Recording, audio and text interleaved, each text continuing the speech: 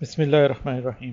فلاح کا راستہ، کیپٹن ڈاکٹر مسعود الدین عثمانی رحمۃ اللہ علیہ۔ فلاح کا صرف ایک ہی راستہ ہے۔ اللہ کے بندوں، بربادی سے بچنے اور فلاح سے ہمکنار ہونے کا صرف ایک راستہ ہے۔ اللہ اور اس کے رسول صلی اللہ علیہ وسلم پر ایمان لاؤ اور اپنے ایمان کو شرک کی گندگی سے یکسر پاک کر لو۔ نیک اعمال اختیار کرتے رہو یہاں تک کہ اپنے مالک سے جا ملو۔ کھلی، صاف اور واضح تبلیغ دین کا فریضہ ادا کرو اور اس راہ میں آنے والی ہر مشکل، ہر مصیبت کو خندہ پیشانی کے ساتھ برداشت کرو۔ یہ بات ہماری نہیں، تمہارے اپنے مالک کی بات ہے۔ والعصر ان الانسان لفی خسر الا الذین آمنوا وعملوا الصالحات وتواصوا بالحق وتواصوا بالصبر۔ زمانے کی قسم، ساری کی ساری انسانیت گھاٹے میں ہے، سوائے ان لوگوں کے جو ایمان لائے اور ایمان لا کر نیک اعمال کیے، پھر انہوں نے دین حق کی تبلیغ کی اور اس راہ کی آئی ہوئی مصیبتوں پر خود بھی صبر کیا اور دوسروں کو بھی صبر کی تلقین کرتے رہے۔ یاد رکھو، عقیدے کے اندر معمولی سے معمولی خرابی بھی ناقابل معافی جرم ہے۔ اس کے علاوہ اعمال کی ساری خرابیاں انشاءاللہ معاف ہو جائیں گی۔ اللہ تعالیٰ کا ارشاد ہے کہ میں شرک کو ہرگز معاف نہ کروں گا۔ اس کے علاوہ ہر خرابی کو جس شخص کے لیے چاہوں گا معاف کر دوں گا۔ حدیث قدسی میں ہے کہ اگر کسی شخص نے ساری زمین گناہوں سے بھر دی ہو مگر شرک پر اس کی موت نہ ہوئی ہو تو اللہ تعالیٰ ان گناہوں کے برابر معافی کے ساتھ اس شخص سے ملاقات کرے گا۔ صحیح مسلم۔ دنیا کی تاریخ میں جس قدر قومیں برباد ہوئی ہیں، ان کی اصلی خرابی شرک تھی، اور آج ہماری مسلم قوم میں بھی اسی چیز کی وجہ سے بربادی کے کنارے تک پہنچ گئی ہے۔ سورہ روم میں ہے، قُلْ سِیرُوا فِی الْأَرْضِ فَانظُرُوا کَیْفَ کَانَ عَاقِبَةُ الَّذِینَ مِن قَبْلُ کَانَ أَکْثَرُہُم مُشْرِکِین۔ ترجمہ: ان سے کہو کہ زمین پر چلو پھرو اور دیکھو تم سے پہلے کتنی ہی بستیاں تھیں کہ آخر تہس نہس کر ڈالی گئیں۔ ان کا جرم یہی تو تھا کہ ان کی اکثریت مشرک بن گئی تھی۔ اللہ گواہ ہے کہ امت مسلمہ کے لیے ذلت و بربادی سے بچنے اور فلاح سے ہمکنار ہونے کا صرف ایک ہی راستہ ہے، اور وہ یہ کہ اس کے سچے فرزند اٹھیں اور پکاریں کہ دنیا چند روزہ ہے، آخرت کی کامیابی کے حصول کی فکر کرو۔ سنت نبوی صلی اللہ علیہ وسلم کے طریقے پر چل کر سب سے پہلے شرک کی برائی سے اپنے عقیدے اور عمل کو پاک کر کے صحیح مسلم بن جاؤ۔ شرک ہی دراصل ہر خرابی کی جڑ ہے۔ اس لعنت سے بچنے کے لیے لازم ہے کہ اس کی ایک ایک قسم کو پہچانا جائے۔ شرک کے معنی ساجھی اور شریک بنانے کے ہیں۔ یہ شرک کبھی اللہ تعالیٰ کی ذات میں کیا جاتا ہے، جیسے یہودیوں نے عزیر کو اور عیسائیوں نے عیسیٰ کو اللہ کا بیٹا بنایا۔ ظاہر ہے یہ بیٹا اور بیٹی اپنے ماں باپ کی ذات کا ٹکڑا ہوا کرتے ہیں، کیونکہ وہ انہی کے نطفوں سے مل کر بنتے ہیں۔ اسی طرح عرب کے لوگ فرشتوں کو اللہ کی بیٹیاں قرار دے کر ان کو اللہ کی ذات کا ٹکڑا بتاتے تھے اور عقیدہ رکھتے تھے کہ وہ چونکہ اللہ کی اولاد ہیں اس لیے اللہ نے اپنے بہت سے اختیارات ان کے سپرد کر دیے ہیں، اور اسی لیے وہ کسی کو داتا سمجھ کر آواز دیتے تھے اور اس کی نظر و نیاز کرتے تھے، کسی کے آستانے پہ ماتھا ٹیکتے اور کسی کے در پر دستک دیتے۔ ان کا عقیدہ تھا کہ اللہ کی بیٹیاں ہماری بات آسمان والے تک پہنچا دیتی ہیں اور ہمارے حق میں سفارش کر کے ہماری بات منوا لیتی ہیں، اور ضرورت پڑ جائے تو اپنی محبت اور لاڈلے پن سے فائدہ اٹھا کر اللہ کو اپنا فیصلہ بدلنے پہ مجبور کر دیتی ہیں۔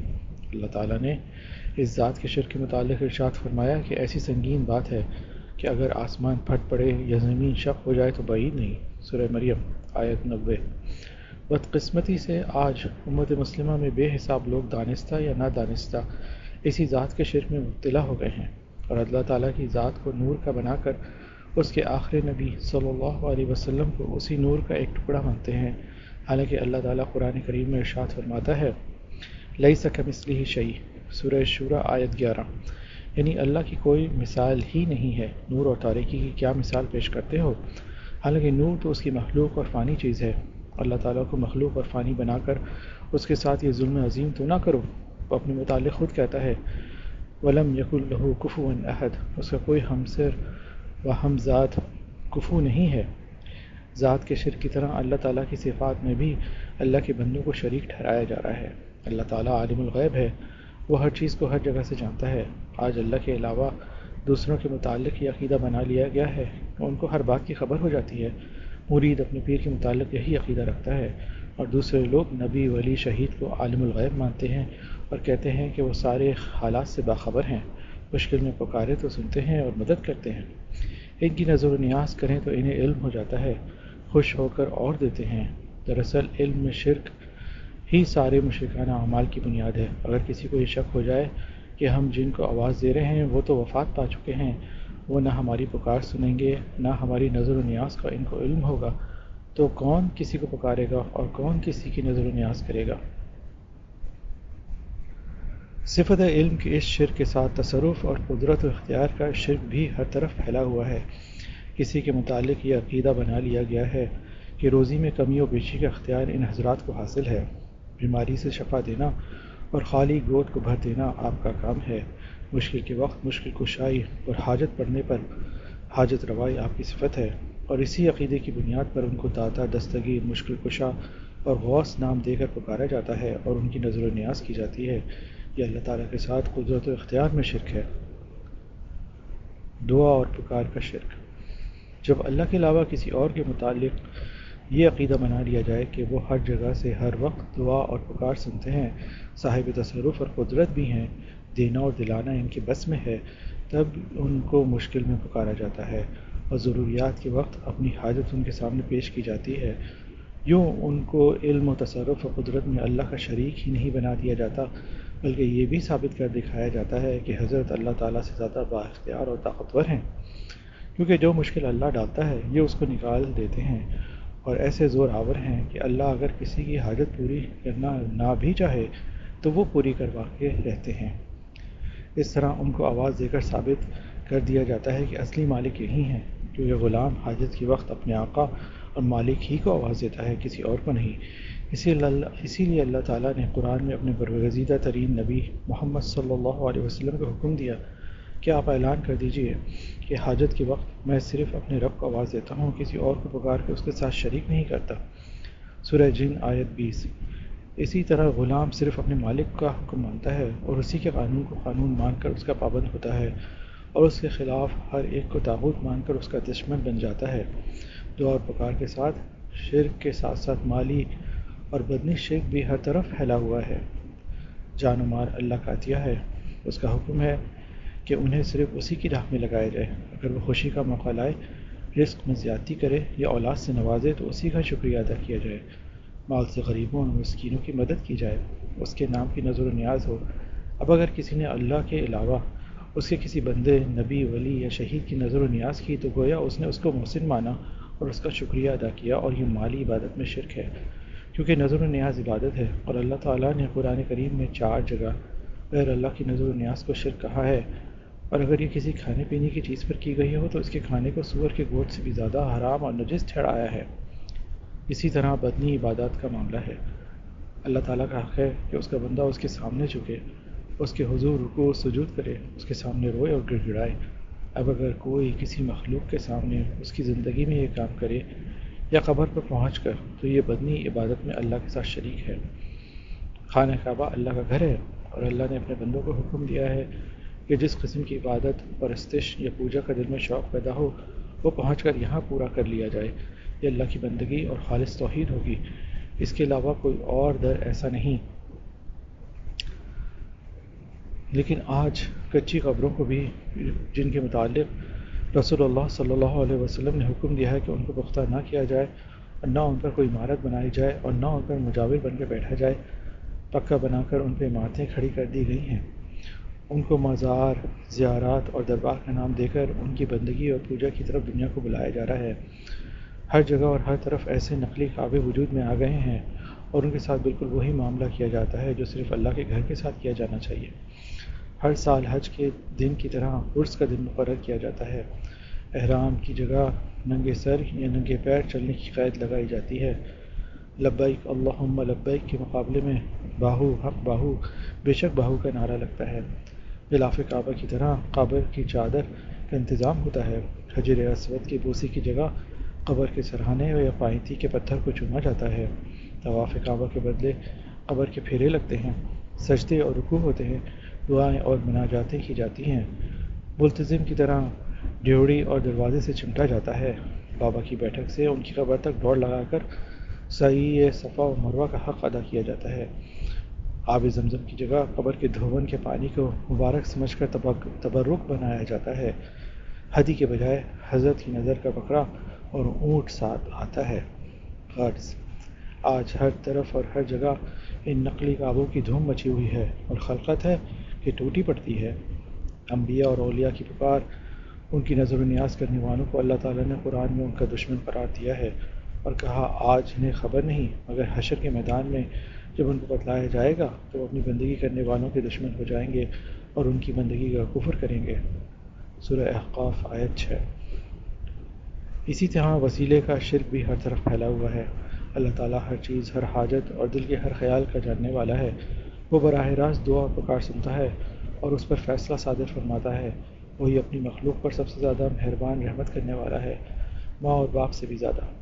وہ حکم دیتا ہے کہ میرے بندوں مانگنا ہے تو مجھ سے مانگو، پکارنا ہے تو مجھے پکارو۔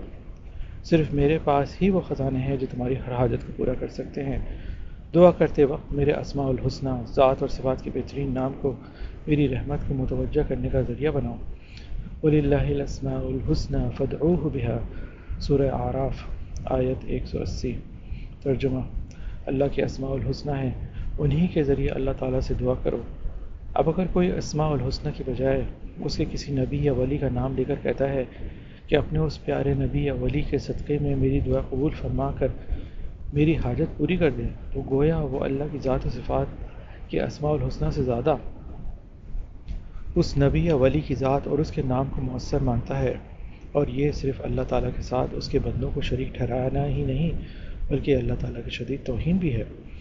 عرب جاہلیت کی طرح آج لوگ قبروں اور آستانوں پر جا کر ان کی پوجا کرتے ہیں، کبھی طواف، کبھی سجدے، کبھی منت مانتے ہیں کہ اولاد ہو جائے تو یہ نظر کروں گا، بیمار اچھا ہو جائے تو یہ چڑھاوا چڑھاؤں گا۔ ٹوکا جائے کہ قبر والوں کو تو اللہ تعالیٰ نے بالکل مردہ بتلایا ہے اور کہا ہے کہ ان میں جان کی رمق نہیں ہے۔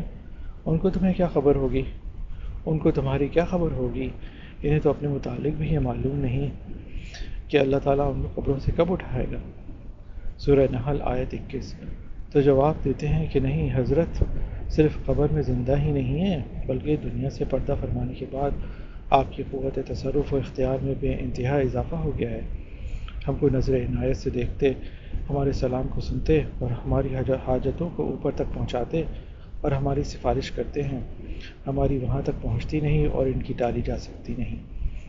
اللہ تعالیٰ اس قہری شفاعت اور وسیلے کے شرک کو رد کرتے ہوئے سورہ یونس میں فرماتا ہے کہ لوگوں، تم اللہ کو ایسے وسیلوں اور سفارش کرنے والوں کی خبر دیتے ہو جن کو اللہ نہیں جانتا، حالانکہ اسی نے آسمانوں اور زمین کو پیدا کیا ہے۔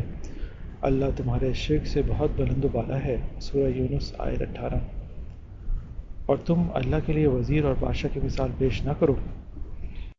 بادشاہ عالم الغیب نہیں، اس لیے وہ اپنے وزیر کا محتاج ہوتا ہے جس کے پاس ساری معلومات آ کر جمع ہوتی ہیں۔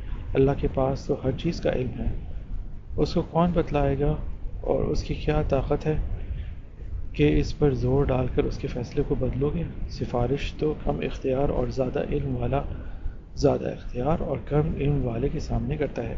اللہ کے پاس تو سارا کا سارا اختیار اور سارا علم ہے، اور کوئی بھی اس کی بارگاہ میں اس کے حکم کے بغیر زبان نہیں کھول سکتا۔ اسی لیے اللہ کے لیے وزیر اور بادشاہ کی مثال نہ بیان کرو، کیونکہ ان اللہ یعلم وانتم لا تعلمون، سورہ نحل آیت 74۔ اللہ کے لیے مثالیں نہ بیان کرو، مخلوق اور خالق کا فرق پہچانو۔ حق یہ ہے کہ اللہ کو ہر بات کا علم ہے اور تمہیں اے انسانوں علم نہیں ہے۔ اب بے علم کیا علم والے کو خبر دے گا اور کیا سفارش کرے گا؟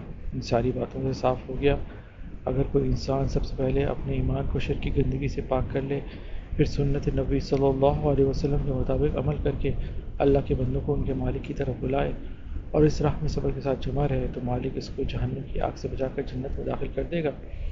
لیکن بدقسمتی سے اگر ایمان ہی میں شرک کی ملاوٹ ہے تو اللہ نے ایسے شخص پہ نہ نماز فرض کی ہے نہ روزہ، اس کا کوئی عمل قبول نہ ہوگا، اس پر تو صرف آگ فرض ہے اور بس۔